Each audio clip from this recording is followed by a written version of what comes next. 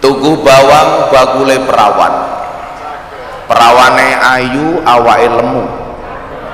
Hai SMAN 2 Jombang yang cantik dan menawan, izinkan aku mengucapkan I love you.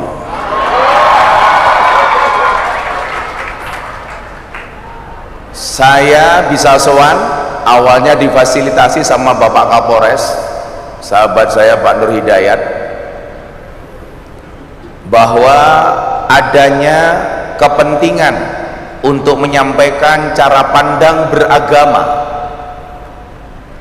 dalam sebuah kemasan moderasi beragama dan berbangsa yang happy dan menyenangkan. Berangkat dari sebuah survei, satu lembaga survei di Jawa Timur mengatakan mahasiswa dan pelajar di Jawa Timur terpapar paham radikalisme dan intoleransi sebanyak 37%. Tentunya ini sangat meresahkan di saat Jawa Timur dicitrakan sebagai provinsi yang di dalamnya banyak kiai dan banyak santri.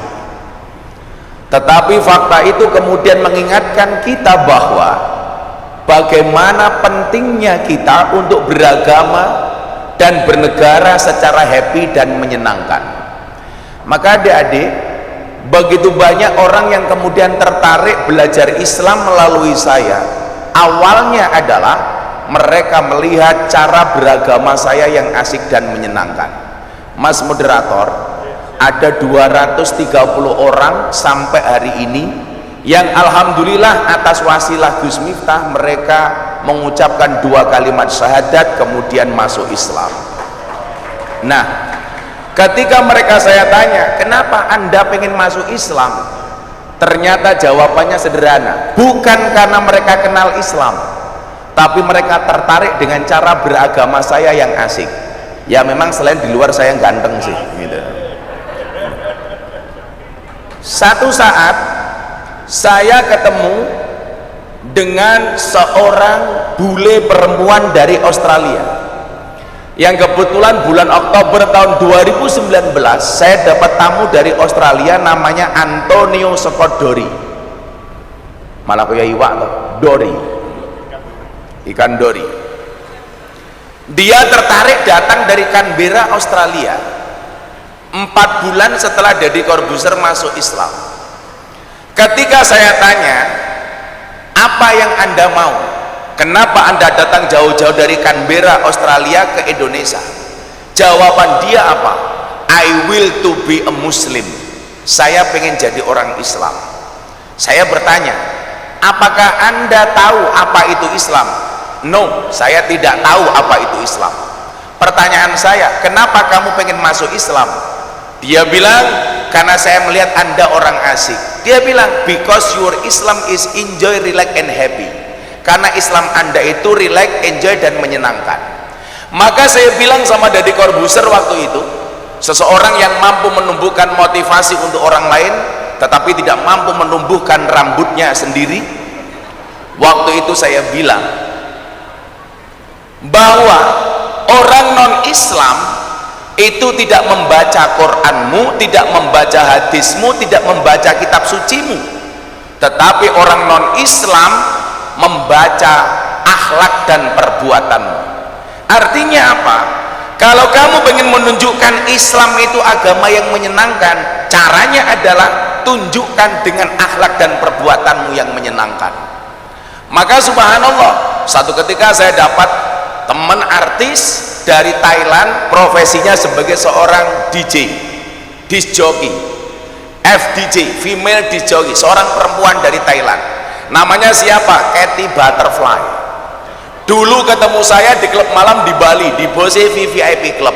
Mohon maaf mas, kalau lagi nge-DJ, subhanallah, hanya pakai kotang dan sempakan tok. Untungnya saya melindungi mata saya dengan kacamata hitam, sehingga ketika melotot tidak kelihatan. Saat itu kemudian dia tertarik dengan cara beragama saya. Puncaknya adalah ketika dia setiap pulang dari kerja ke kosannya, dia begitu nyaman mendengarkan suara adzan. Dan subhanallah, beberapa Beberapa tahun kemudian akhirnya sang DJ ini memutuskan untuk masuk Islam. Demikian juga beberapa saat yang lalu saya ketemu dengan artis jebolan Indonesian Idol, namanya Nania Yusuf dari Kediri. Nania Idol, dia satu angkatan dengan Judika. Tahun 2009 dia murtad keluar dari Islam. Kemudian tahun 2001, tahun 2021 Nania Yusuf ketemu dengan saya. Dia bertanya beberapa hal tentang Islam. 1 tahun kemudian tahun 2022 setelah 11 tahun Nania Yusuf murtad, akhirnya kembali ke pangkuan Islam. Pertanyaannya begini, kok bisa? Iya, karena saya meyakini Islam itu rahmatan lil alamin, bukan rahmatan lil muslimin. Artinya apa? Islam itu hadir untuk semua alam, tidak hanya untuk orang Islam. Makanya apa? Bagaimana kemudian Islam ini bisa diterima dengan baik? Caranya adalah sampaikan Islam dengan cara-cara yang asik. Makanya mohon maaf Bapak Ibu guru, kenapa kalau saya ngaji itu saya buat guyon? Uripmu ki wis kakean masalah. Suami istri pertengkaran gara-gara anaknya belum bayar SPP. Bu guru kepikiran tunjangannya nggak naik-naik, SK-nya digadekan di bank. Nah, semua yang hadir punya masalah. Persoalannya adalah kenapa ngaji itu justru nambahi masalah. Maka kemudian apa? Gus Miftah hadir menyelesaikan masalah tanpa makalah. Tanpa makalah. Makanya mohon maaf kalau kajian orasi kebangsaan seperti ini Mas, itu saya buat lebih santai lagi, tapi mohon maaf kemasannya nggak kayak pengajian supaya dianggap produk pinter didik lah gitu. Nah, maka saya nanti akan sampaikan kepada adik-adik, nanti di akhir sesi akan ada tanya jawab, yang berani bertanya saya kasih hadiah uang dan kaos. Tak kasih loh, maklum wong kiai sugih toh.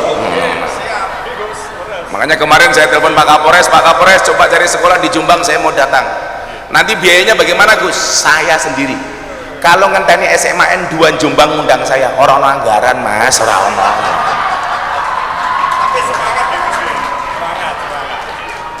Makanya saya niati datang karena cinta. Makanya saya bilang cintaku pada SMAN 2 Jombang seperti air kencing di dalam kolam renang. Maksudnya apa? Wujudnya tidak nampak tapi hangatnya bisa dirasakan. Orang percaya jajalan. Makanya adik-adik silakan nanti dipersiapkan pertanyaan. Walaupun ekspektasi saya sebenarnya salah, saya berharap semua siswa ikut kajian. Ternyata sama Pak Kepala Sekolah cuma dikasih kelas 12 tok. Ya nggak apa-apalah ngirit. Wong yo ora ono anggaran. Bapak Kepala Sekolah dan para Dewan Guru yang saya muliakan, jadi gini, kenapa saya tadinya maunya semuanya Pak? Karena biar efektif sekali saya jalan. Karena saya di mana-mana yang ikut kajian, anak-anak sekolah bisa 2.000, 3.000. Ya cuman di sini yang paling sedikit. Nah, ya kembali maklum. Nah, jadi kawan-kawan begini. Tanggal 10 Juni saya diundang oleh Presiden untuk memberikan kajian di acara HUT Emas HIPMI, Himpunan Pengusaha Muda Indonesia. Saat itu saya diminta untuk berbicara ekonomi berkah bangsa Indonesia.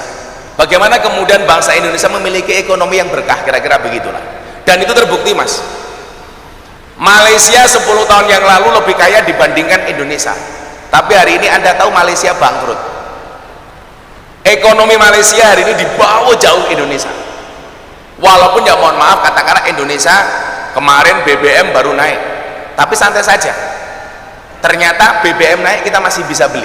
Makanya kemarin saya ketemu kawan saya India, dia bilang kami hebat Gus di India. Kenapa? Punya satu keajaiban dunia namanya Taj Mahal.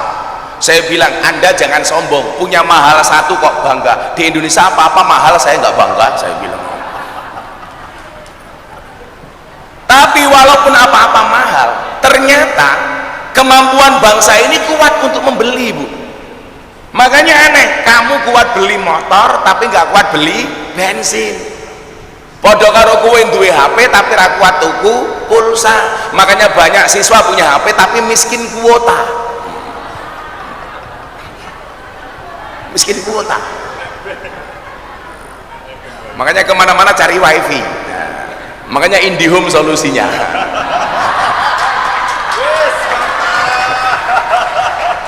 Lawang nyatane aku sore ini yang mergo IndiHome kok. Nah, saat itu presiden kemudian memanggil saya mengatakan apa? Gus, itu kok Jawa Timur sampai 37% ya terpapar paham radikalisme, bisa nggak dibantu untuk memberikan pemahaman moderasi yang baik kepada para siswa? Adik-adik sekalian yang saya cintai, tolong Anda catat ya, nanti siapa tahu saya tanya kemudian kamu jawab atau kamu yang bertanya saya jawab. Nah, satu orang saya tanya saya, tak kasih kau sama uang 300.000. Orang api apa? Nah, dalam Al-Quran Al-Baqarah 143 Allah subhanahu wa ta'ala berfirman, wa kadzalika ja'alnakum ummatan wasaton. Wasat itu artinya tengah-tengah, maka moderat itu artinya di tengah-tengah, tidak ekstrim kanan, tidak ekstrim kiri. Kalau ini tongkat saya dikatakan wasatiyah atau wasat atau wasit orangnya, itu berarti posisi kita itu di tengah-tengah, nggak boleh terlalu kanan, nggak boleh terlalu kiri. Wasat atau moderat itu bisa dilakukan dan bisa dipraktekkan di dalam praktek beragama dan berbangsa. Contoh dalam beragama seumpamanya kita dituntut untuk menjadi umat yang wasatiyah, tidak cenderung ke kanan, tidak cenderung ke kiri.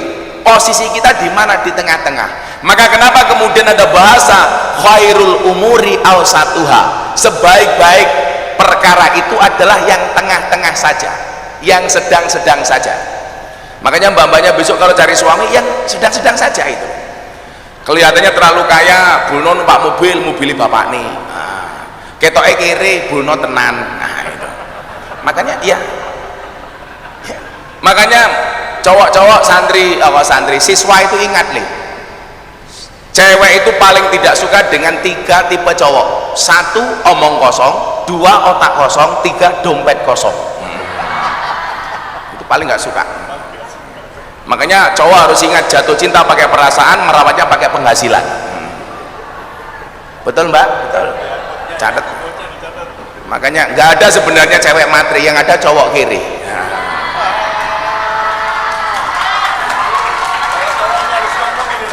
Ya santai mas, ini masih awal, perempuan kita muliakan, nanti di akhir mereka kita bantai.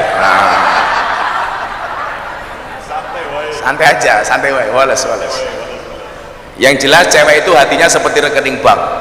Artinya apa? Nggak mungkin berbunga kalau nggak ada saldonya. Nah, ini. Makanya kemarin pas pernikahan Deddy Corbuzier itu, istrinya si Sabrina tanya sama saya, kebetulan saya memberikan nasihat pernikahan. Saya itu spesialis nasihat pernikahan kepada teman-teman artis. Sorry om kiai ganteng dah.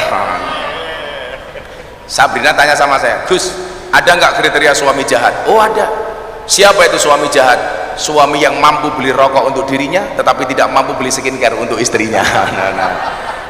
Mila cawe tak kira ini glowing tapi sikile ya Allah. Maka rawatlah wajahmu, jangan lupakan tungkakmu. Wong wedok kira ini wow, kakinya weh menjijikkan. Ya Allah, ya Allah. Tapi saya sepakat mas, wajah itu dirawat bukan diedit. Saya itu tersinggung kalau ada anak-anak posting foto diedit cakep-cakep baru kemudian diposting. Saya tersinggung kalau ada orang posting foto diedit dulu baru diposting, diedit cakep-cakep baru diposting. Kasihan saya, yang sudah cakep dikira editan. Nah,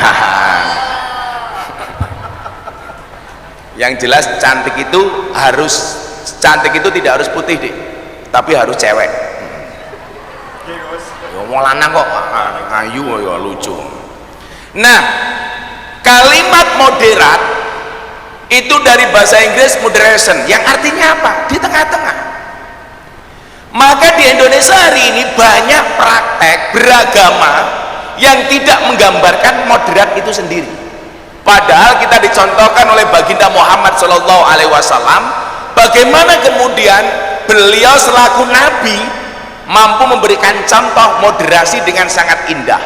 Salah satu buktinya adalah ketika ada orang meninggal dunia, beliau orang Yahudi, kemudian ketika jenazah itu diberangkatkan, Nabi Muhammad SAW kemudian berdiri untuk menghormati keberadaan jenazah itu. Ketika kemudian para sahabat bertanya, wahai Nabi, kenapa anda berdiri? Dia hanya seorang Yahudi. Apa jawaban Nabi Muhammad? Kalau kamu tidak bisa menghormati sukunya, kalau kamu tidak bisa menghormati agamanya, hormatilah dia sesama anak manusia ciptaan Allah Subhanahu wa Ta'ala. Maka kemudian kita perlu ingat, di dalam beragama Al-Quran mengatakan, faman sa'a fal yu'min, faman sa'a fal yakfur. Yang mau beriman berimanlah, yang mau kafir kafirlah. Allah begitu demokrasi. Kamu mau beragama Islam, menyembah aku silakan, enggak juga silakan, dengan segala konsekuensi masing-masing. Nah, maka dulu ketika Deddy Corbuzier tanya sama saya, Gus, apa pandangan Gus Miftah terhadap Pancasila dan agama? Maka kemudian saya jawab, ada 6 agama yang diakui oleh undang-undang: Islam, Kristen, Katolik, Konghucu, Buddha.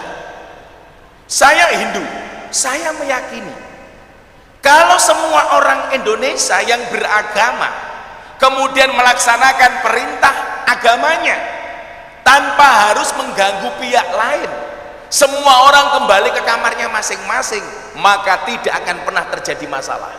Yang menjadi masalah adalah seseorang belum menggenapi pelaksanaan agama untuk dirinya sendiri, tetapi kadang-kadang intervensi dan ikut campur terhadap agama orang lain. Agamanya sendiri tidak dijalankan, tapi sukanya ngomongkan agama orang lain. Ini masalah. Maka kemudian apa? Dalam konteks Pancasila, semua orang yang punya agama yang disahkan oleh undang-undang berhak menjalankan perintah agamanya tanpa mendapatkan intervensi dari pihak manapun. Makanya saya bilang, Pak, Bapak Ibu, kalau Anda datang ke pondok saya, kampung saya itu kampung moderasi. 60% tetangga saya Katolik, selatan saya pendeta, utara saya kuburan. Dan subhanallah, seumur hidup saya tidak pernah bertengkar dengan tetangga utara saya. Kuburan, Pak. Dan luar biasanya apa? Asik, Pak. Saya besok 16, 17, 18 September ulang tahun pondok saya yang ke-10. Tanggal 16 saya membuat konser dan orasi kebangsaan. Saya menghadirkan Denny Caknan, Yeni Inka, Bian Gindas di sebuah lapangan yang mengadakan pondok pesantren, tapi di samping lapangan ada gereja. Siapa panitia yang saya libatkan? Muda-mudi Katolik. Muda-mudi Katolik. Gus, boleh nggak bantu parkir? Ayo. Gus, boleh nggak saya bantu ini? Ayo, mangga, nggak ada masalah. Nggak ada masalah, Mas. Dulu saya meresmikan masjid, pendeta saya undang. Makanya jangan kaget, tahun 2021 saya diundang oleh Gereja Jakarta Utara untuk menyampaikan orasi kebangsaan. Tapi ternyata apa? Orang Indonesia tidak siap. Langsung orang memvonis saya, dasar Miftah kafir. Apakah saya marah? Tidak. Begitu orang teriak, Miftah kafir, saya jawab, nggak masalah, syahadat lagi. Selesai kan? Alasan mereka mengkafirkan saya apa, Pak? Karena saya masuk tempat ibadah agama orang lain. Pertanyaan saya sederhana, kalau masuk tempat ibadah agama orang lain dibilang kafir, berarti orang Indonesia mayoritas kafir. Kenapa? Karena biasa masuk Candi Prambanan dan Borobudur. Makanya waktu itu saya meyakini orang yang mengkafirkan saya jelas dolane kurang adoh, turune kurang bengi, koncone kurang okeh, kopine kurang kental. Jadi persoalan ini siji kok Mas Tommy, orang Indonesia itu gampang baperan gitu. Sikap baperan tuh ternyata nggak bagus, Pak. Bu guru gitu, koncone posting status WA tersinggung gitu. Gegek nyinggung aku. Maka saya bilang, kalau ada orang posting status kamu tersinggung, bukan postingannya yang salah, tapi hatimu yang bermasalah. Sing kudu diganti orang status itu, atine sing kudu diumbah. Maka kalau saya nggak ada baper-baperan mas, saya ketika ceramah di gereja itu dikomentari postingan saya, postingan Mas Dedi itu dikomentari 100.000 komentar, semuanya mencaci saya. Apakah saya sakit hati? Tidak. Kenapa? Karena komentarnya tidak pernah saya baca. Ngapain itu? Gak penting. Simple. Saya kalau posting mas, kalau komentar 5.000, 6.000, 10.000, ya maklum kan followernya banyak. Ya kalau Pak Kepala Sekolah paling 5 lah. Bojone anaknya karo siswane dipaksa, kowe follow aku kowe. Nah, jadi solusinya apa? Bangsa ini jangan bangsa yang baper, termasuk dalam beragama. Kita itu begitu gampang banget tersinggung gara-gara sifatnya tidak moderat, tidak wasatiyah. Coba begitu orang berbeda pendapat kemudian dianggap salah, jatuhnya apa? Kafir. Lah saya itu merindukan Pak Indonesia seperti zaman Gus Dur. Bagaimana orang guyon soal agama zaman Gus Dur itu asik Pak. Kita melihat Gus Dur di atas mimbar di tengah-tengah gereja, kemudian apa? Gus Dur memberikan ceramah kebangsaan, pendeta bilang mudah-mudahan Tuhan Yesus memberkati Gus Dur. Semua orang protes, Gus Dur dibaptis. Jawaban Gus Dur apa? Wong pendeta ndongake aku kok mosok ora entuk. Maka saya bilang Indonesia ini akan baik-baik saja manakala bismillah dan puji Tuhan bisa duduk ngopi bareng. Maka yang perlu kita lakukan, mohon maaf Pak, nggak perlu kita masuk ke wilayah agama orang lain, tapi mari menciptakan ruang tamu bersama, sehingga kemudian apa? Kita bisa duduk ngobrol bareng mas. Saya meresmikan masjid, pendeta tak undang, saya pasang beduk, pendetanya protes, Gus mau nggak saya sumbang piano seperti di gereja saya dipasangi piano. Masa cuma dipasang beduk? Kenapa nggak dipasang piano seperti di gereja saya? Saya bilang, Pak pendeta ini lucu, masjid kok dipasang piano, sandal wae hilang kok aku. Makanya tak pasangi beduk, lara mau untal-untalen beduknya aku.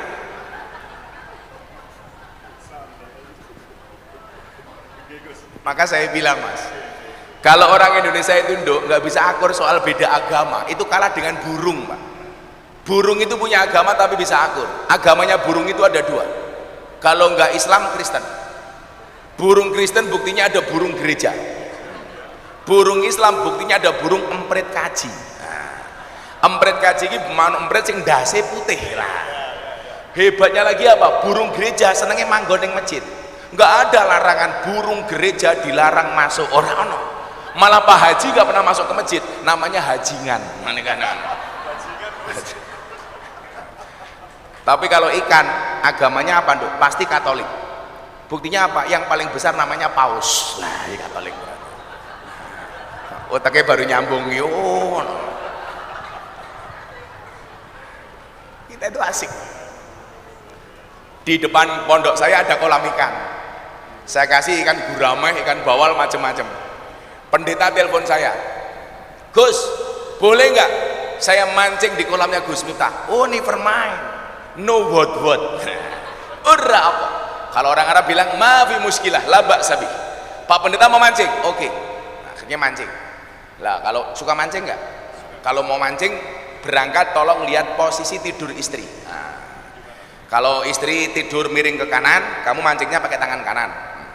Kalau istri miring ke kiri, kamu mancingnya pakai tangan kiri. Kalau istri tengkurap, kamu mancing pakai 2 tangan. Kalau istri melumah, nggak usah berangkat mancing. Berarti istrimu sedang mancing-mancing. Urung paham urung paham. Oh, istrimu nonton. Yang jelas memang kewajiban laki-laki itu harus membahagiakan istri mas. Makanya ibu-ibu kalau suaminya nggak bisa membahagiakan kamu, tolong ajak duduk suamimu, bisikan kalimat di telinganya, mas ini sebenarnya rumah tangga apa rumah duka. Lah saya guyon mas, saya itu kan kalau pergi ngaji 2 minggu baru pulang, saya ini udah seminggu lebih nggak pulang, besok 2 minggu baru pulang.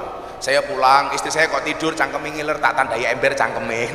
Saya guyon mas, karena saya punya prinsip, saya apal betul dengan karakternya perempuan. Perempuan itu kalau disakiti nggak pernah lupa, kalau menyakiti nggak pernah ingat, itulah perempuan. Hati-hati. Betul Pak? Betul. Ya, saatnya pembantaian. Itu perempuan.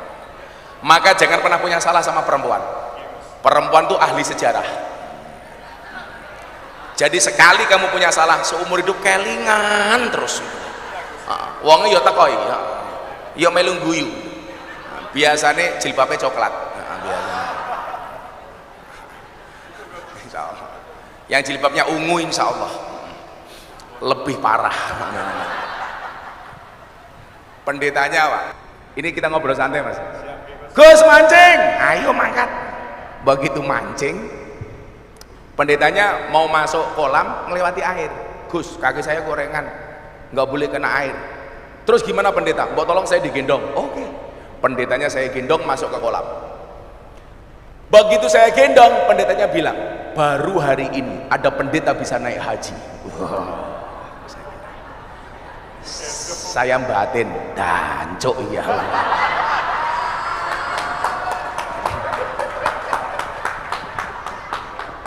Loh, kalau saya nggak misuh nggak afdal Mas. Saya hallnya Mbak Wahab Hasbullah, ada Presiden Jokowi, ada Pak Kiai Said, MC kan? Nah, ada Pak Kiai Hasib, ada Bu Munjidah, ada Pak Kiai Said, Pak Kiai Mustamar Marzuki, ada Bu Khofifah. Yang ngaji paling lama siapa? Saya kan 40 menit. Begitu saya nahan 40 menit belas gak misuh. Begitu rampung ngaji, Kiai Hasib datang ke saya. Gus, saya gelo karo jenengan. Lah napa Kiai? Mosok ngaji 40 menit belas ra misuh. Jadi pertanyaannya, kenapa kalau saya misuh kok fasih? Karena saya tahu ilmu tajwid. Jadi panjang pendeknya pas, makharijul hurufnya masuk deh. Maka kadang-kadang saya ngomongnya misuh juga pakai kol-kolah Mas, dan cukup. Kayak kol-kolah kubro.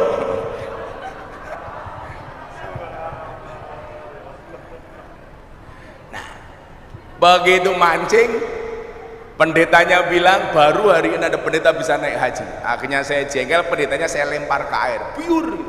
Pendetanya tanya sama saya, Gus, kenapa saya dilempar ke air? Saya jawab, mohon maaf pendeta, baru hari ini ada pendeta dibaptis sama Pak Haji. Asik gitu loh Pak. Itu dulu zaman Gus Dur Pak, hal seperti itu biasa. Nduk, kalau kamu pernah lihat baca statusnya Gus Dur waktu itu, status sejarahnya Gus Dur lah, itu orangnya asik. Makanya kalau Anda ziarah ke makamnya Gus Dur, ada berapa bahasa yang ditulis di situ? Ada bahasa Indonesia, bahasa Cina, ada bahasa Arab. Kenapa? Karena semua orang merasa memiliki Gus Dur.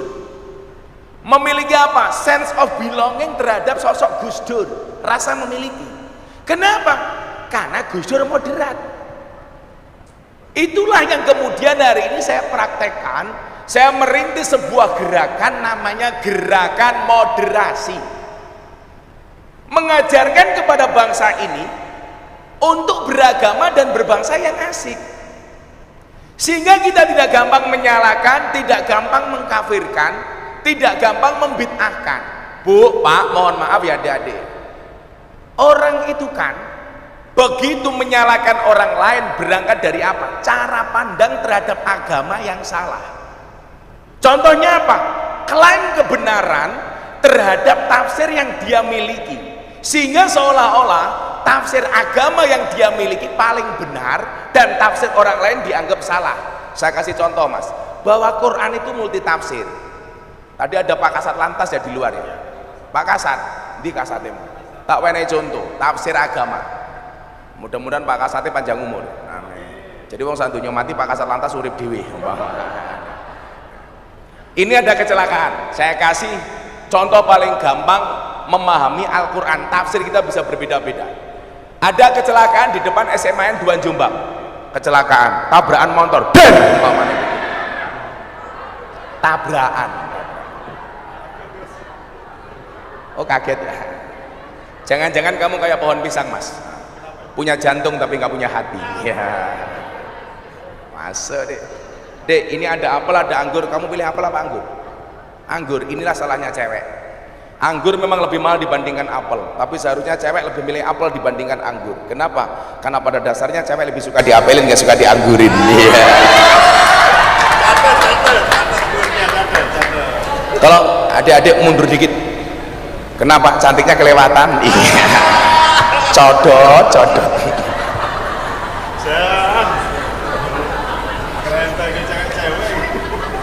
Nanti adik-adik tolong pulangnya lewat jalan selatan ya.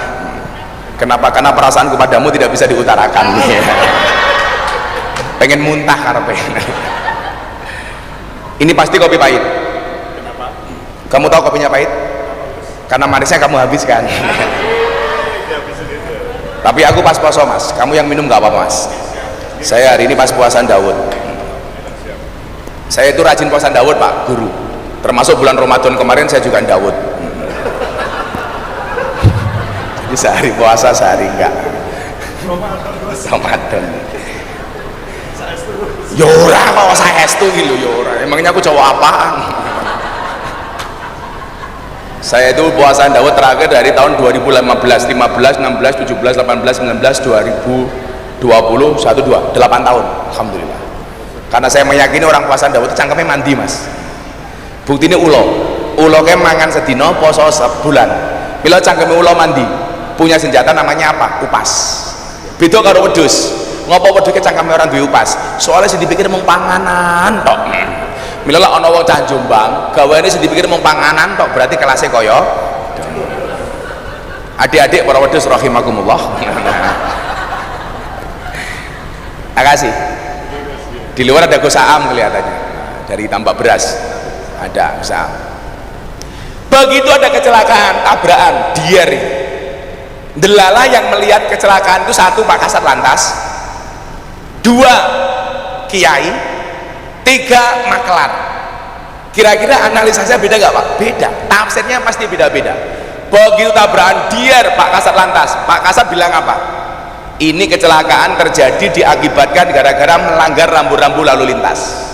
Ada lampu merah dia tidak berhenti, terjadi kecelakaan. Wajar Pak Kasat Lantas, normatif. Walaupun lantas itu banyak diberi kasih fitnah berita hoak, naik motor pakai sandal jepit ditilang, itu hoak Pak Kasat ya, hoak. Itu hanya himbauan pemerintah kalau naik motor, himbauan polisi kalau naik motor jangan pakai sandal jepit, karena kalau terjadi kecelakaan bisa fatal.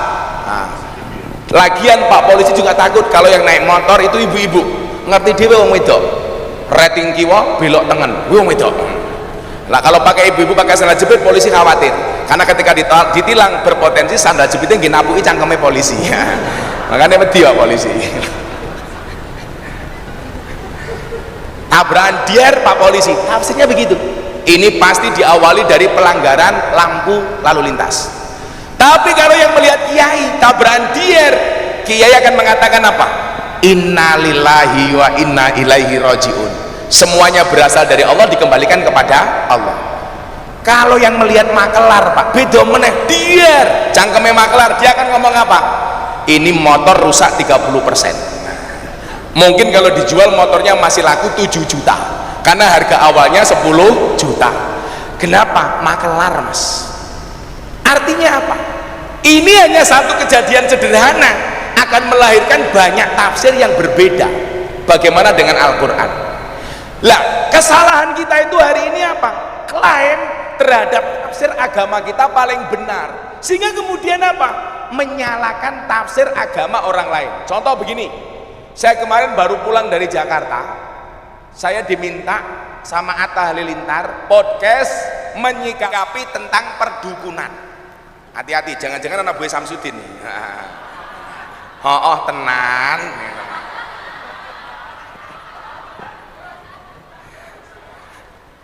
Sangel lah kan, kok geting aku, wong hapus-hapusan kok dipercaya gitu. Lah saya kemarin podcast itu dalam rangka bukan untuk menghakimi dukun, tetapi mengedukasi masyarakat supaya tidak gampang percaya dengan dukun. Dok, kamu tahu kenapa dukun itu dipanggil paranormal? Karena yang datang orang abnormal. Kenapa dukun itu dipanggil orang pinter? Karena yang mau datang orang bodoh, maka dipanggil orang pinter. Coba kalau memang dukun itu menawarkan pengasihan pelet supaya dapat istri cantik, kenapa banyak dukun bojone cangkeme merongos? Ayo, kan berarti nggak terbukti, mas. Ayo. Kalau memang dukun itu bisa punya penglaris, bu, kenapa ketika intrik perdukunannya dibuka menjadi sepi, dia nggak bisa membuat laris dirinya sendiri? Kalau memang dukun tahu nomor yang akan keluar nanti malam, kenapa nggak dibeli sendiri? Kalau dukun punya pesugihan, kenapa dukun kok banyak yang kere? Kan berarti ramanti dong. Dobos, milo sanggon-gon Tony Boster, waton muni dobose banter, becak tanpa pir, waton jeplak tanpa mikir, ban becak tanpa pelek, waton jeplak ra nganggo utek, gajah dibelangkoni ora sedeng. Kegeden das, mas. Nah, contoh pemerkosaan ayat yang salah. Allah mengatakan dalam Al-Quran, wa nunazilu minal Quran ma huwa sifat. Ada saya di tag akun Instagram, dia mengatakan apa ketika saya mengkritik dukun? Miftaki goblok, bukankah anda tahu sifat itu adalah merupakan ayat perdukunan? Ini dari mana? Sifat itu artinya obat, mas. Al-Quran itu diturunkan menjadi obat, tapi jangan ditafsirkan bahwa kemudian itu ayat perdukunan. Dari mana? Ini kan namanya pemerkosaan ayat. Coba nanti mas siapa namanya, lupa saya, Mas Ari, coba anda baca di Instagram saya. Ini salah satu pemahaman agama yang menurut saya salah. Demikian juga nanti dalam berbangsa dan bernegara. Saya dikritik ini, Al-Quran itu sifat. Kebetulan gambarnya saya sama Deddy Corbuzier, jadi gondrong versus gundul. Apakah ini bukan dalil tentang dukun dan ahli-ahli tirakat? Dukun tidak ada yang mengklaim mampu dalam arti hakikatnya, hanya mampu sebagai wasilah doa. Seperti hanya dukun sedekah. Aku batin dukun sedekah ki opo tuh aku? Ini pemerkosaan ayat yang salah. Contoh lagi begini, di dalam berbangsa dan bernegara, saya pernah di tag yang mengatakan awas hati-hati lagu syirik. Saya mikir lagi, lagu musyrik itu apa? Kalau saya nyanyi tanpa musik itu namanya lagu tanpa musik. Awas musyrik. Ternyata lagu apa yang dimaksud? Padamu Joko Tingkir matamu Joko Tingkir. Kok tibone Joko Tingkir lho? Oh, lagi viral ya? Kamu termasuk yang membolehkan lagu Joko Tingkir apa enggak? Atau yang mempermasalahkan? Oh, saya nggak ada masalah, mas. Justru gara-gara ada lagu Joko Tingkir itu, mohon maaf, orang akhirnya tahu siapa Joko Tingkir. Dulu jarang yang tahu siapa Joko Tingkir. Oh, Joko Tingkir ini siapa tuh? Sekarang tahu, googling. Joko Tingkir murid Kanjeng Sunan Kalijogo, dari Raja ning Pajang, bergelar Sultan Hadiwijoyo, melahirkan banyak ulama di tanah Jawa termasuk Gus Dur. Ya santai wae lah. Tapi itu menghina Gus lagunya. Menghinanya di mana? Lah itu Joko Tingkir ngombe dawet justru bener. Soalnya zaman Kalijogo mbiyen onone dawet.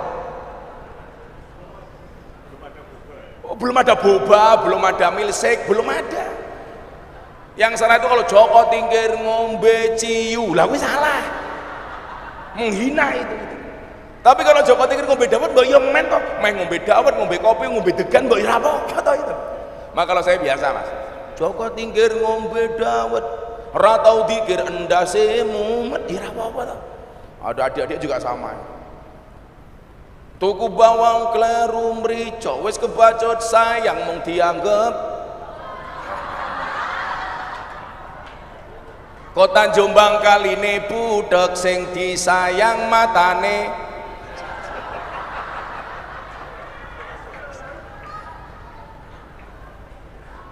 Bu guru ya padha ya. Padha. Lah bu guru beda loh. Buah belimbing, buah pisang, raine glowing, kakinya belang-belang. Buah belimbing di atas ketek, raine glowing, tungkae.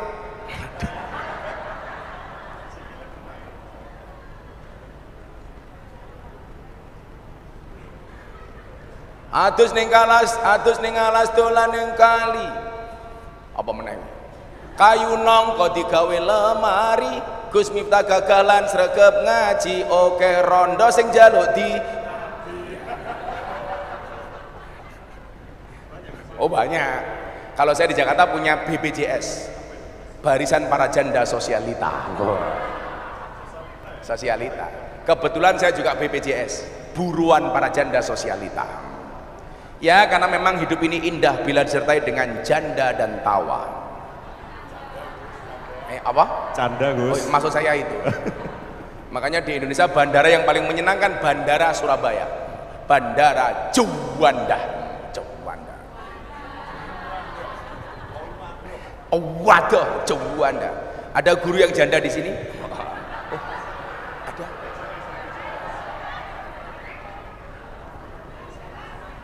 Sing ngacur umur swidak tahun. Ya rabi karo aku ya aku iso modernis ya. Kan bisa keracunan. Oh mbak kurang ajar, keracunan susu kadaluarsa. Saya kasih contoh mas. Ketika saya tanya, apa mas yang dimaksud dengan lagu musyrik? Lagu Padamu Negeri. Kenapa pak? Karena menurut yang bersangkutan, lagu Padamu Negeri itu bertentangan dengan firman Allah, inna solati wa nusuki wa mahyaya wa mamati lillahi rabbil alamin. Loh, kan orang nyambung belas. Sesungguhnya sholatku, ibadahku, hidup dan matiku hanya untuk Allah. Kenapa kemudian ayat itu dijadikan legalitas untuk menghakimi bahwa lagu Padamu Negeri itu musyrik? Ini kan namanya Joko Sembung bawa golok, nggak nyambung blok. Jaga Sembung makan nasi pincuk, nggak nyambung cuk gitu. Kowe arek ngomong cuk kok di ngopo? Iya Gus, karena kalau saya bilang itu nggak pantas Gus. Kalau Gus Miftah, oke wae, santai wae. Jadi lah saya ngomong cangkem larang pantas lah. Oh iya maksudnya begitu Gus. Ini cangkemnya nggak larang, masalahnya begitu. Oke, jadi Gus, monggo. Danco itu misuh bukan? Hah? Danco itu misuh bukan? Misuh apa bukan? Biasanya kalau lah terus apa lo? Ayo, yang bilang misuh maju, kasih argumentasi, tak kasih uang 500. Siap, silakan. Kalau kamu masuk tak kasih 500.000. Ayo sini guys, gini kayak, ayo kayak. Ini pilih siswa atau siswa aja. Silakan teman-teman, satu saja. Yang di belakang, boleh? Untuk sesi tanya jawab, dua-duanya langsung ke sini Gus atau satu-satu? Maju aja, satu cowok, satu cewek. Cowok dulu ya. Mainnya diambil.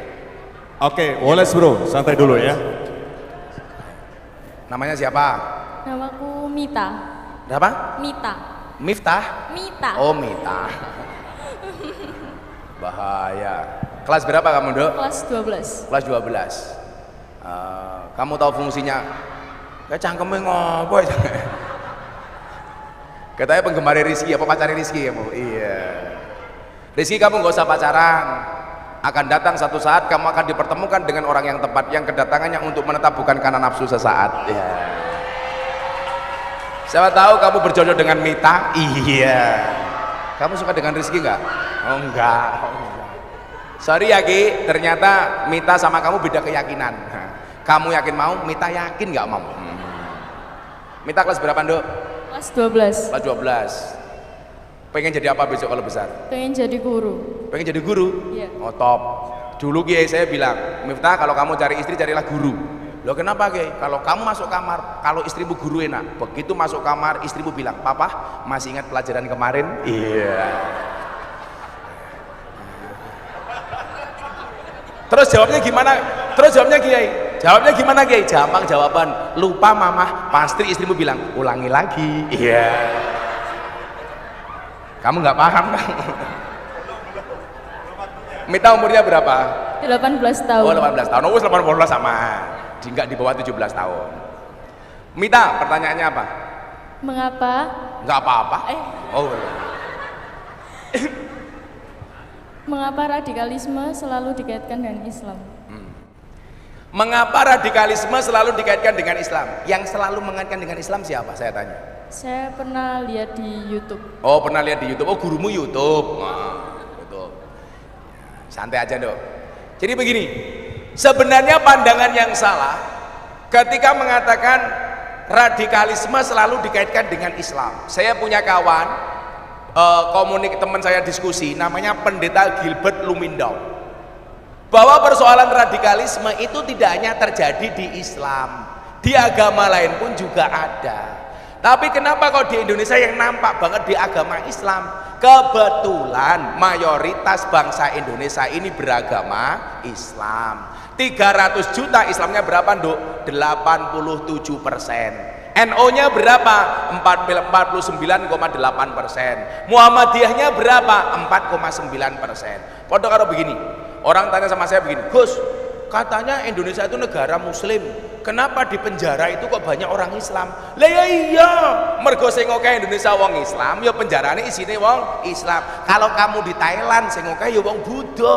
Kalau kamu di Amerika isi penjara paling banyak juga orang Kristen. Lah, Islam tidak identik dengan radikalisme, dan radikalisme tidak mesti Islam, karena semua agama punya potensi yang sama untuk menjadi ekstrim kanan dan ekstrim kiri. Makanya pola pikir itu yang harus dirubah melalui kajian-kajian seperti ini. Makanya besok kalau kamu mencari suami, cari suamimu yang mencintai NKRI. Kenapa? NKRI saja dijaga, apalagi hatimu. Iya, ngono Mita. Kamu besok pengen cari suami kayak apa? Yang bisa menuntun saya menjadi lebih baik. Apa? Yang bisa menuntun saya jadi lebih baik. Oh, kamu sukanya disuruh-suruh? Bukan begitu bahasanya. Jangan hanya mencari seorang suami yang bisa merubah statusmu menjadi sah, tapi carilah seorang suami yang bisa menjadikan kamu lebih solehah. Ngono. Catat. Pasangan terbaik bukannya datang dengan segala kelebihannya, tetapi yang tidak meninggalkan kita dengan segala kekurangannya. Ya, 300.000 penak men golek duit. Kaos. Ya, untuk beli apa uangnya? Oh, buat beli buku persiapan. Apa itu UTB? Loh, UTB kok ujian masuk perguruan negeri kok ngendi lagi? Pakai mic-nya. UTB itu apa? UTBK itu ujian buat seleksi masuk ke Ya, PTN. UTB itu apa? Ujian tulis berbasis komputer. Oh, sandat meteng loh. Coba kamu tunggu temennya. Assalamualaikum warahmatullahi wabarakatuh. Waalaikumsalam. Pelan-pelan ngomongnya. Namanya siapa, Nduk? Perkenalkan, nama saya Aufi dari 12 IPA 6. Mau bertanya, Besok pengen jadi apa besar? Kamu IPA? Kamu tahu nggak ada teori yang mengatakan 30 kg di 100 kg di bumi itu sama dengan 30 kg di Mars. Itu artinya nggak ada orang gemuk, adanya orang salah planet. Kamu pengen jadi apa besok? Ibu-ibu salah planet itu. Nah, contohnya wong lemu gampang kon. Lah pengajian tungkae selonjorke. Soalnya wetenge gede. Contohnya sapa kae. Ya Allah, ya Allah.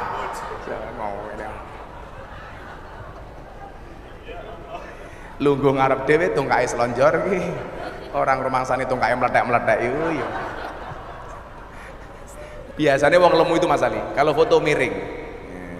Ben wetenge ra ketok set. Tapi lan duwe bojo lemu, mau keloni setengah jam sikilmu kram tak kandhani.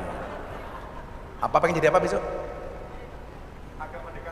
mau jadi dokter. Oh, mau jadi dokter. Dokter tuh orang pintar apa orang goblok? Pintar. Orang pintar. Kenapa orang pintar? Menurut saya dokter tuh nggak pintar. Buktinya apa? Setiap orang datang ditanya, kan goblok. Dokter ki sing pintar mung siji, Nduk. Dokter hewan. Ora tau ditakoni langsung disuntik. Iya. Ora ana sapi teko takoni sapi kuwi lara apa? Ora ana. Ayo tanya Pak. Siapa namanya tadi? Aufi. Aufi. Apa Aufi pertanyaannya? Jadi tuh pernah baca kalau intinya tuh tipenya tuh gini, bahwa saat kita toleransi. Pakai mic cedak gitu, Nduk. Oh ya. Dimut mic. Cedak. Jadi pernah baca intinya isi dari kutipannya tuh saat kita toleransi sebenarnya kita tuh intoleransi, sebenarnya itu sama kayak yang disampaikan oleh Krisna tadi.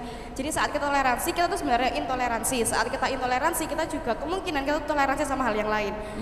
Jadi yang mau ditanyakan tuh ada nggak sih di Islam tuh kayak Islam atau intinya tuh kepercayaan gitu untuk membatasi oh ini tuh toleran, ini tuh intoleran, atau ada aspek yang perlu dilihat buat kita tuh lihat ini tuh toleran sama intoleran gitu. Terus kemudian ini tuh bikin ngomong apa kamu ya?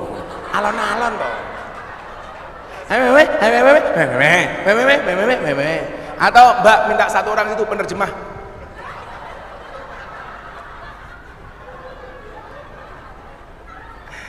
Toleran itu intoleran. Intoleran itu toleran. Iya. Nah, waktu apa kosong adalah isi adalah kosong. Ini kajian filsafat doh. Terus? Ya. Terus habis itu kan di kajian ini kan intinya membahas tentang agama itu bisa selaras dengan kebangsaan gitu. Nah, gimana kita tuh sebagai warga yang beragama, kita juga sebagai bangsa itu bisa menyelaraskan antara agama dengan kepercayaan kita di Indonesia, ideologi di Indonesia itu sendiri. Gitu. Kamu hafal Pancasila nggak? Pak, coba dibaca. Pancasila. Sumpah terus Pancasila. Sungguh agak, coba dibaca. Pancasila, 1. Ketuhanan yang Maha Esa. 2. Kemanusiaan yang adil dan beradab. 3. Persatuan Indonesia. 4. Kerakyatan yang dipimpin oleh hikmat kebijaksanaan dalam permusyawaratan perwakilan. 5. Keadilan sosial bagi seluruh rakyat Indonesia. Pertanyaannya bukan itu. Burung Garuda ke lanang mau wedok? Lanang wedok? Burung Garuda tuh nggak ada. Oh lah ono, lanang kan burung.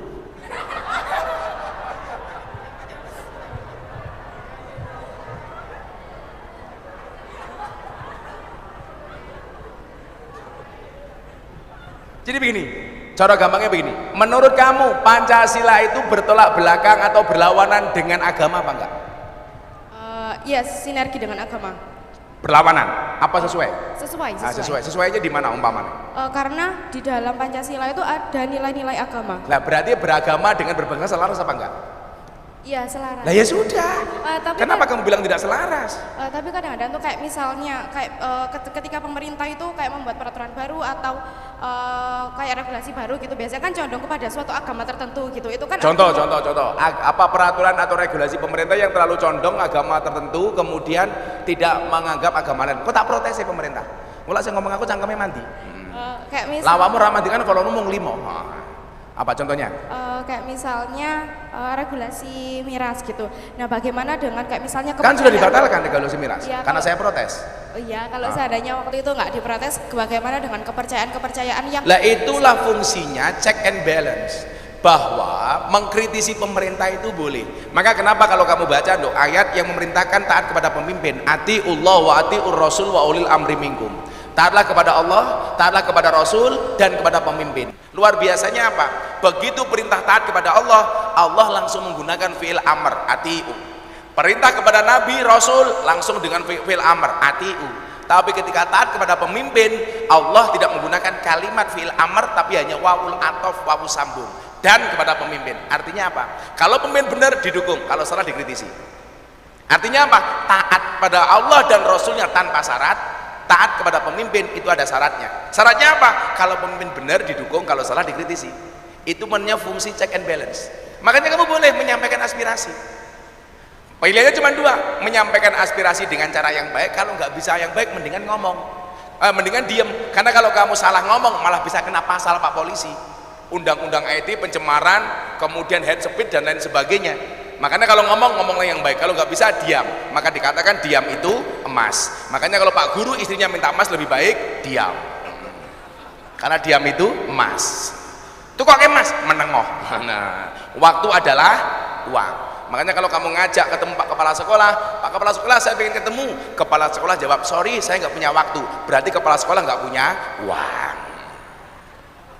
Mumet dah semua.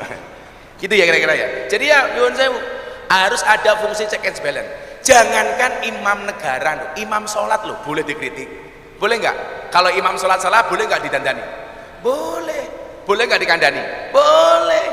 Jangankan jadi imam negara, jadi imam sholat sekarang berat mas. Baru mau maju ngimami diintimidasi, rasa suwe-suwe. Apa meneh imam negara. Makanya kalau imam sholat boleh salah, boleh dikoreksi, demikian juga dengan pemimpin. Bukan berarti itu intoleran. Nah, artinya apa? Kalau ada regulasi yang hanya cenderung kepada satu agama, tidak mempertimbangkan agama yang lain, ya perlu kita koreksi bareng-bareng. Di mana salahnya? Itu. Kalau memang benar didukung. Contoh begini, saya banyak hal yang kemudian saya juga kadang-kadang berbeda pendapat. Contoh soal kepolisian yang lagi rame, saya diminta untuk memberikan masukan dan kritikan. Saya bilang masyarakat juga tidak fair. Tidak fairnya di mana, Pak? Kemarin ada anak kecil, anaknya polisi berangkat sekolah, diteriaki sambu, sambu, sambu. Lah hubungannya bocah cilik karo sambu ki apa? Kan kasihan. Sehingga kemudian apa? Masyarakat juga harus fair bahwa kesalahan sambu itu kesalahan personal, bukan polisi secara kelembagaan. Sehingga tidak semua polisi kelakuannya koyo sambu. Masa ono bintara olahraga dibengoki sambu, sambu. Ya kan mesake. Polisinya nggak salah apa-apa dibilang sambo. Tapi saya juga kasih masukan kepada teman-teman polisi. Apa masukan saya?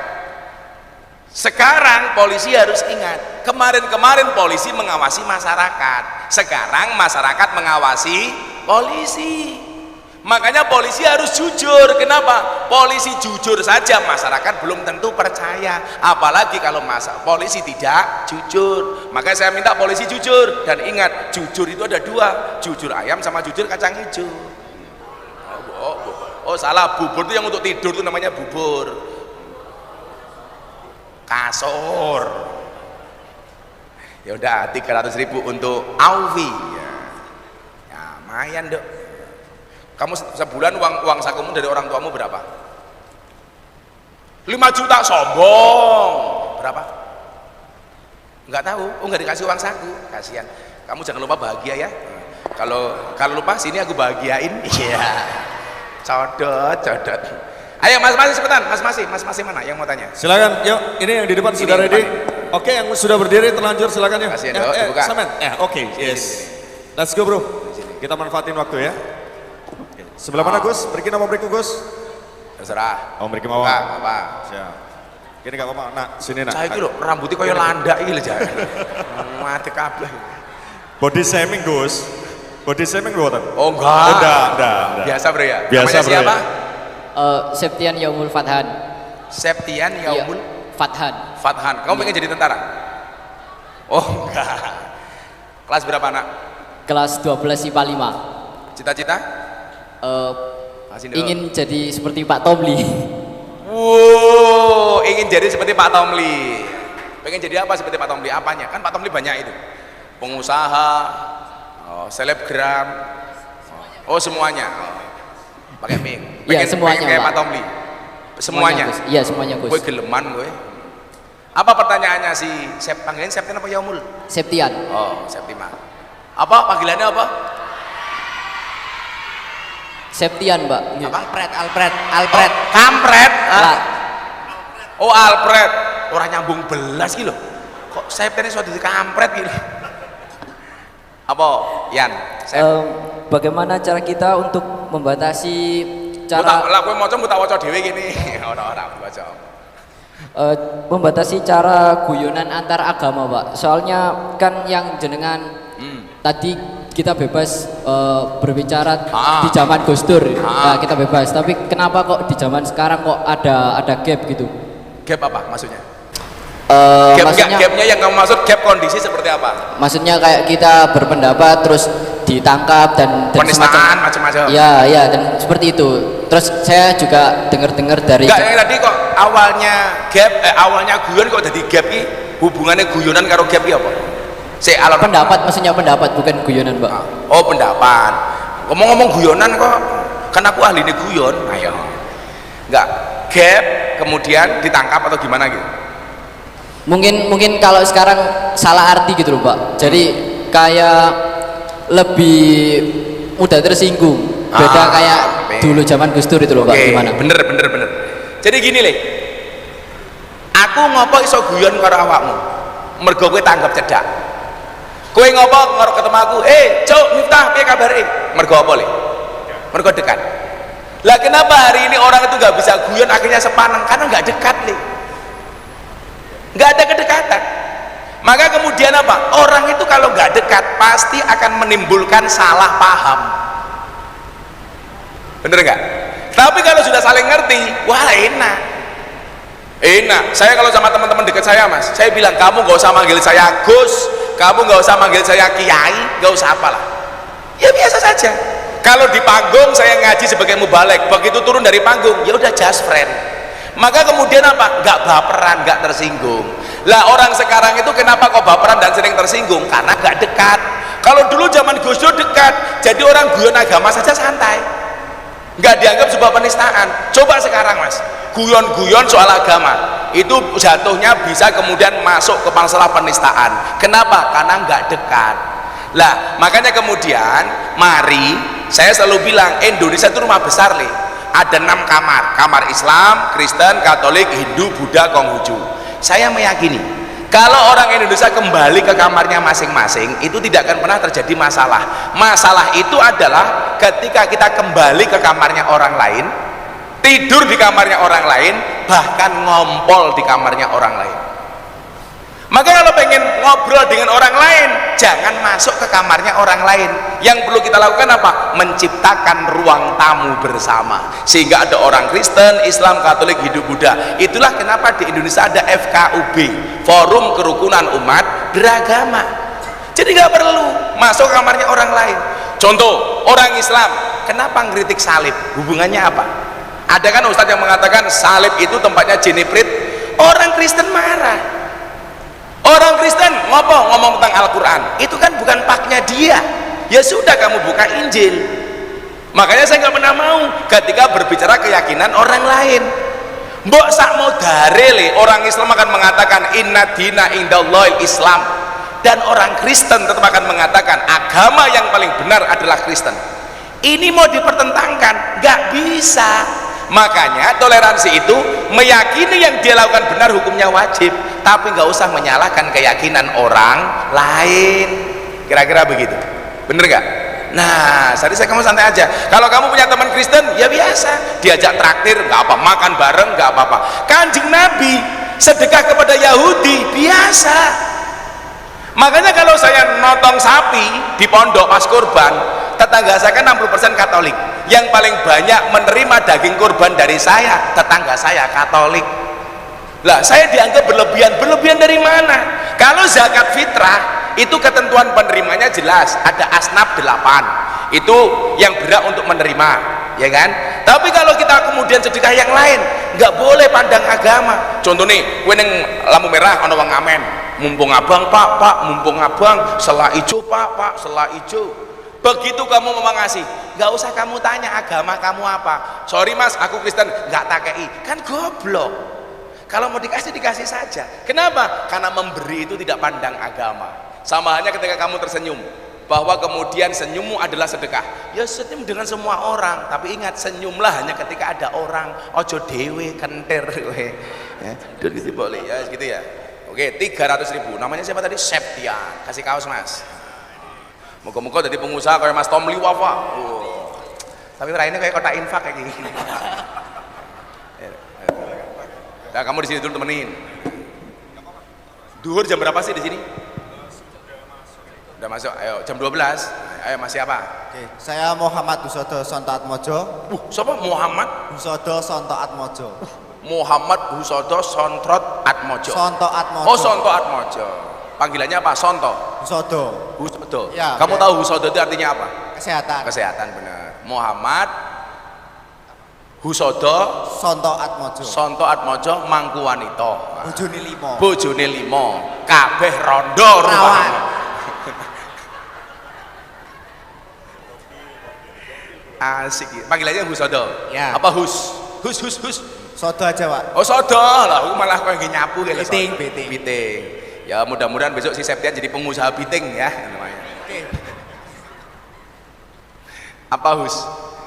Sebenarnya kamu pengen jadi apa? Kayak Mas Tomli apa pengen jadi kayak Mas Ali? Sukses dunia akhirat. Wah. Ya, mudah-mudahan Husodo segera kembali ke akhirat. Amin. Jangan Pak, jangan dulu Pak. Apa Hus? Hampir sama Pak, cuma ini lingkupnya di dalam Islam sendiri kan. Oke. Kan misal kayak katakanlah NU, Muhammadiyah. Di luar itu kadang bilang kayak, oh iko sesat, padahal itu hanya bilang dari jari ini tok. Jari tok. Dikatakan sesat. Oke. Kamu NU apa Muhammadiyah? Saya Islam pokoknya. Oh, saya Islam. Oke. Apik iki, apik iki. Nek ketoke NU rupane kaya takir. Jadi gini, salah satu sikap yang bisa merusak moderasi itu apa nak? Itu sikap gampang menyalahkan orang lain, gampang membid'ahkan, gampang meneraka-menerakakan. Maka saya selalu bilang, cukup Rokib dan Atid yang menilai amalku, cangkemmu ra usah melu. Itu quote-nya viral banget itu. Kamu tahu nggak? Saya kemarin dapat penghargaan dari Labrid, Lembaga Prestasi Indonesia dan Dunia, dalam 3 kategori. Oh, ya. Salah satunya apa? Selebriti yang paling banyak wajahnya dilukis di bokong truk. Oh ya. Sering-sering Pak. 350 truk ada gambarnya Gus Miftah. Yang paling menyedihkan satu, mobil tangki sedot WC. Ono gambar kuling dan kata-katanya nggak asik. Silitmu adalah rezekiku. Ya. Parah. Saya dapat penghargaan kedua apa? Lelang belangkon paling mahal sedunia untuk Muktamar NU di Lampung. Saya nyumbang 1 belangkon. Kamu tahu belangkon saya dibeli berapa? 900 juta. Coba bayangkan, belangkonnya 900 juta bro, apalagi sarungnya, apalagi isinya. Iya, isinya belangkon cok, ngarang wae. Melondolok gini. Jadi begini nak. Tadi kan saya bilang Indonesia banyak, ada 6 kamar. Lah, masing-masing kamar itu ada banyak ranjang.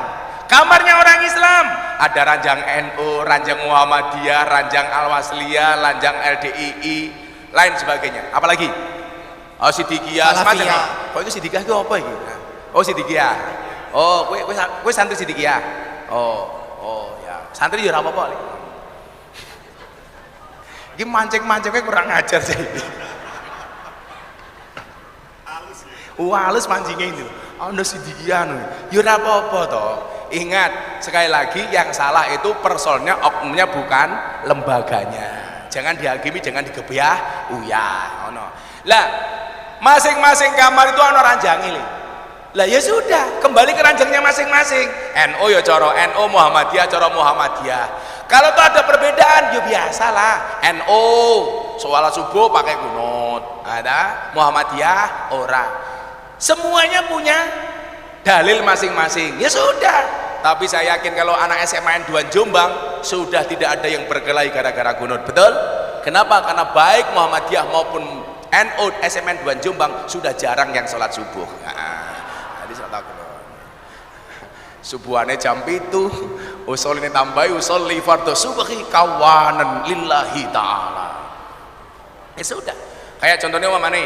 NU tahlilan, Muhammadiyah nggak tahlilan. Ya apa-apa. Kamu harus mengklaim yang paling benar, tapi nggak boleh menyalahkan. Toh orang kunutan nggak pakai kunut, itu ada dasarnya. Loh, wong tahiyat, kowe ndelok ra le? Wong tahiyat ya. Beda ra? Jenise wong tahiyat ono piro menurutmu? Ada yang bengkok, ada yang lurus, ada yang enggak. Oh, ada yang bengkok gimana? Ini. Ada yang gini. Oh, ada yang gini. Ya, ada yang gini, terus ada yang gini. Gini. Kamu yang mana kamu? Yang gini. Yang gini. Ya. Oh, punya kamu begitu ya? Agak bengkok ya. Oh, punya kamu? Oh, iya, punya saya agak bengkok. Ini tangannya, Pak. Oh, tangannya. Punya saya agak bengkok. Imam 4 itu semuanya berbeda. Imam Syafi'i, asyhadu alla ilaha illallah. Imam Hanafi, asyhadu alla ilaha illallah. Imam Hambali, at-tahiyatul mubarakatuh sholawatut thayyibatu lillah. Imam Maliki, at-tahiyatul muter ber. Gus Miftah pakai yang mana? Saya pakai Syafi'i, asyhadu alla ilaha illallah. Kamu pakai Hanafi, tuing boleh. Mau pakai Hambali, tuing boleh. Mau pakai Maliki, wer ora apa-apa. Jadi ngene entuk, ngene entuk, ngene entuk, ngene entuk. Yang enggak boleh begini-begini lah itu. malah mancing-mancing. Kira-kira begitu ya. Nggak boleh kita menyalahkan orang lain, apalagi kok gampang menyesat-nyesatkan. Nggak boleh. Kayak saya ngaji di klub malam lokalisasi, Miftah goblok tersesat ngaji karo begenggek, ya ngopo? Karena mereka juga ingin mendapatkan pencerahan. Maka saya punya prinsip, menyalakan lampu di tempat yang terang, di tempat yang gelap, menyapu di tempat yang kotor. Oh no bro, hus sodo, hus. Oke, ya kasnya sama uang 300.000. Boleh minta foto, selfie.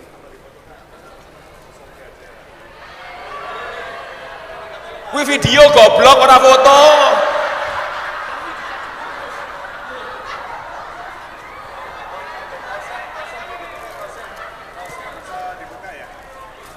Arep ngeprank kiai.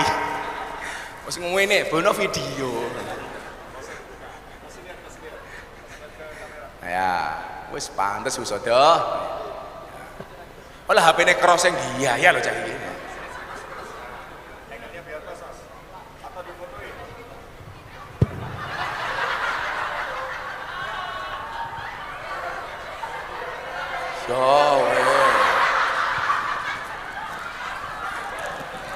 Makasih ya, makasih Le, sehat Le, seru acaranya, thank you Le.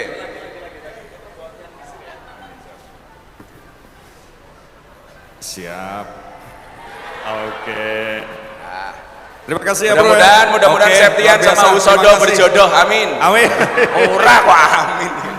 Gus, ternyata tadi tanya sholat duhur 11.32 di Jombang. Ini kita lanjut lagi sampai jam 12. Udah, sampai jam 12. Satu lagi. Bapak Ibu guru kasih kesempatan atau Bu guru juga boleh. Oke. Ini Bapak itu. Siap. Iya.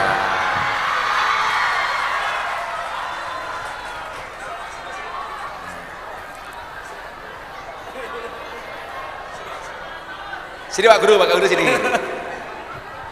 Hei, aku fotoin aku. Monggo diunjuk Kiai, monggo.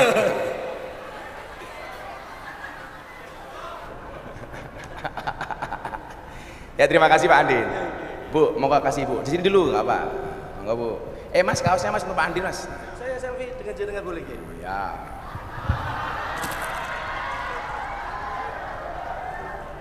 Aku curiga kayak tujuannya nggak ngomong, dan tujuannya jaluk foto jajan gitu. Sini loh. Ayo bro. Silakan Bu, monggo Bu. Oke, baik terima kasih. Jalan-jalan pergi ke sawah, terburu-buru lihat pemandangan indah. Perkenalkan Gus Yai Miftah, saya guru bernama Iza.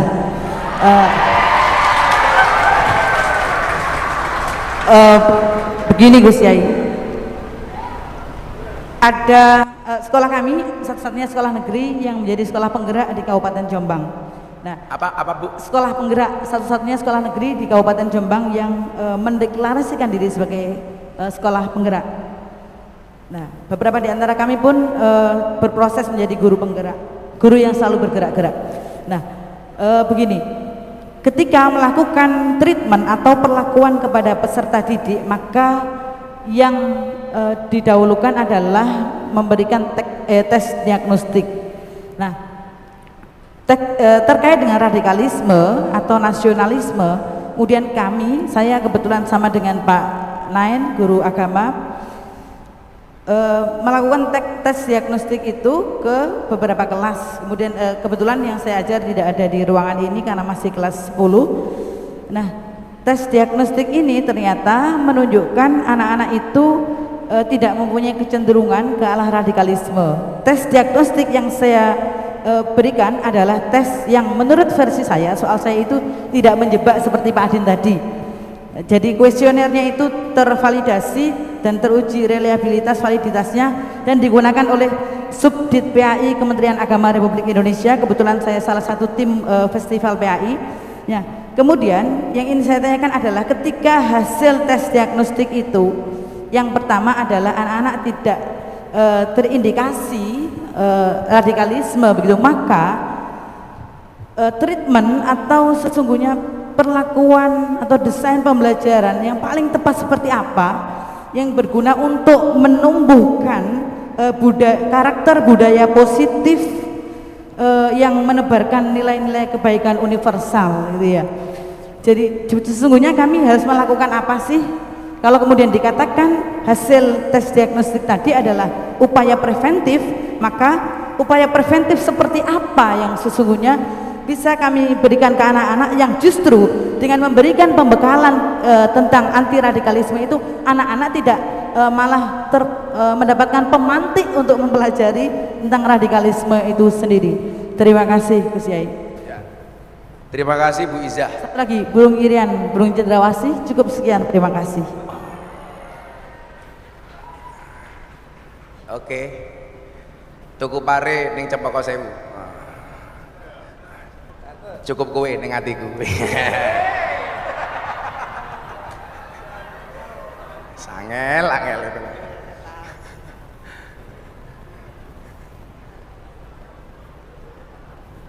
Beli bawang keliru merica. Gus Miftah datang ke Jombang dengan membawa cinta. Cintaku padamu tidak seindah, memang tidak seindah surat cinta untuk Setarlah, tapi yakinlah cintaku padamu lillahi ta'ala. Codot dilawan. Codot. Jadi kembali ke survei yang tadi saya dapatkan, saya tidak percaya kalau survei itu dari lembaga-lembaga pendidikan pesantren, karena di pesantren itu kajian aswajanya luar biasa yang berbicara tentang wasatiyah, kemudian tasamuh, tawazun, adalah dan lain sebagainya. Maka saya sama sekali nggak percaya ketika survei itu muncul. Saya bahas dengan Bu Khofifah, Bu, ini kalau dari pesantren kayaknya enggak deh. Ternyata apa? Pemicu pemahaman radikalisme yang terjadi di sekolah-sekolah itu pemicunya apa Bu Iza? Medsos. Maka disitulah kemudian dibutuhkannya apa? Berguru kepada guru yang benar.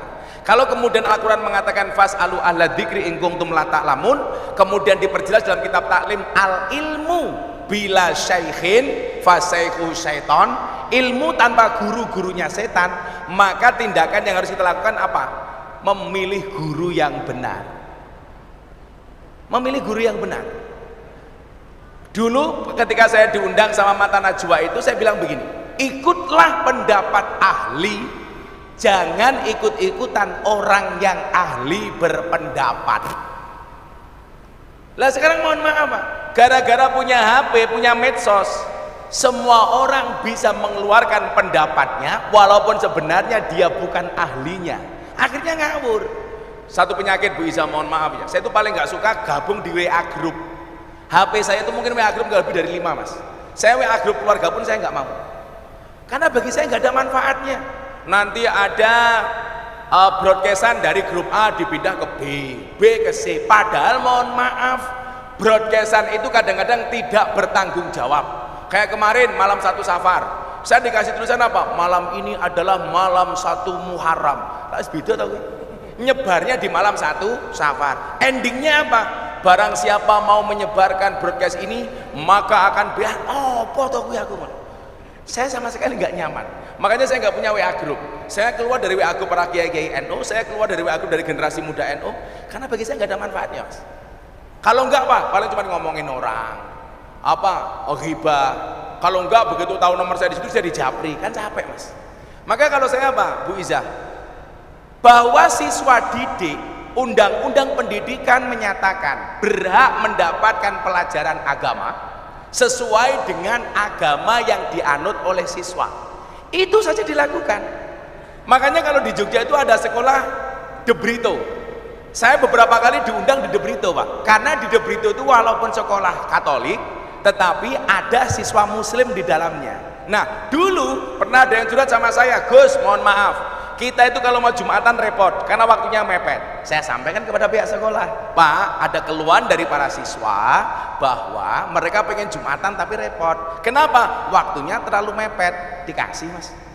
Kenapa? Itu amanah undang-undang. Nah selama ini saya melihat justru terjadinya pikiran-pikiran yang radikalis dan intoleran itu dipicu melalui postingan-postingan di medsos. Hari ini yang ngeri apa Pak Nain, Bu Iza? TikTok. Subhanallah, ame diketu, itu ngeri sekali. Ame diketu. Dan mohon maaf, kadang-kadang apa? Memberikan kajian yang tidak tuntas karena durasi. Kadang-kadang potongan cuma 1 menit, potongan 2 menit, potongan 3 menit. Parahnya apa? Ketika kita melihat itu dianggap sebagai sebuah kebenaran. Maka kita orang-orang yang pro merah putih, yang paham tentang toleransi, harus rajin Pak, berjuang, berdakwah melalui medsos. Kita harus paham, teknologi dakwah itu kan terus berkembang. Zaman Nabi dulu bil lisan, zaman sahabat bil kolam, zaman para wali bisa kofah dengan budaya. Hari ini dengan apa Pak? Bil medsos. Makanya ada satu ayat dalam surat Yasin bunyinya apa Pak Nain? Al yauma nakhtimu ala afwahihim wa tukallimuna aydihim wa tashhadu arjuluhum bima kanu yaksibun. Saya baca ayat ini pulang dari Taiwan. Saya mengislamkan Mas Dedi hari Jumat, saya pulang dari Taiwan hari Minggu. Di pesawat saya baca ayat ini. Ini maksudnya apa? Kenapa satu hari mulut dikunci, tangan berbicara? Jawabannya medsos Pak. Hari ini kita mencaci orang tidak menggunakan lisan tapi menggunakan jari dan jempol. Hati-hati dong. Maka ingat, postinglah yang penting, jangan yang penting posting. Oh ya, kalau mengikuti akun Instagram ya ustadz-ustadz yang ramah, guru-guru yang asik. Kamu jangan-jangan gurumu punya Instagram gak kamu follow, malah yang di follow sopo Gisel. Maka ingat, gunakanlah waktumu sebaik mungkin. Kenapa? Karena sedetik saja berharga, apalagi 19 detik. Nah, kira-kira gitu. Rapaham kita, matur nuwun bisa. Oke, terima kasih. Terima kasih sudah jam 12. Saya mau bergeser ke Polres, mau ketemu sahabat saya Pak Hidayat. Terima kasih Pak Nain. Terima kasih Bapak Ibu Guru. Matur suwun. Bapak Ibu dan para murid yang saya cintai, saya berharap dengan pertemuan kita yang singkat hari ini minimal menumbuhkan semangat kita bertoleransi apapun perbedaan di antara kita, karena memang sejatinya manusia itu pasti berbeda. Kita belajar dari pelangi. Kenapa pelangi itu indah? Karena berangkat dari warna yang berbeda. Kalau Mas Ali suka makan sambal, kenapa sambal itu enak? Karena berangkat dari bahan dasar yang berbeda. Yang namanya sambal itu apa Nduk? Bahan dasar yang berbeda dari cabai, bawang putih, bawang merah, terasi, sambal terasi, kemudian garam, micin, ditumbuk di satu tempat yang sama. Kemudian mereka bercampur menjadi satu tanpa harus menonjolkan antara satu dan yang lainnya. Hasilnya apa Bu? Baunya harum, rasanya sedap. Kenapa? Karena ada persatuan di dalamnya. Kita sebagai orang Indonesia dengan berbeda-beda agama, gak usah kemudian merasa Islam yang paling berjasa atau Kristen yang paling berjasa ataupun sebaliknya, tetapi sama-sama memahami bahwa perbedaan itu indah adanya. Maka ingatlah, kenapa kaca mobil bagian depan selalu lebih besar dibandingkan kaca spion? Jawabannya adalah karena masa depan bangsa Indonesia jauh lebih besar dibandingkan masa lalunya. Terima kasih. Assalamualaikum warahmatullahi wabarakatuh. Oke, terima kasih Rohman, dan senantiasa berkesempatan hari ini kita juga ucapkan terima kasih mengikuti rangkaian acara Bapak Bupati Madiun. Terima kasih Bapak Haji Ahmad Dawami Esos, dan kita juga ucapkan terima kasih kepada Bapak Kepala Sekolah serta Dewan Guru dan anak-anak yang begitu luar biasa dari SMA Negeri 1 Nglames Kabupaten Madiun. Dan tentu saja mengakhirkan acara, nanti kita juga akan bisa berfoto bersama Gus Miftah, dan kita juga ucapkan terima kasih untuk support kegiatan pada kesempatan hari ini di Orasi Kebangsaan Gus Miftah di SMA Negeri 1 Nglames Kabupaten Madiun. Kita ucapkan terima kasih kepada BRI. Akhir kata, saya Ari memandu acara, mohon maaf atas segala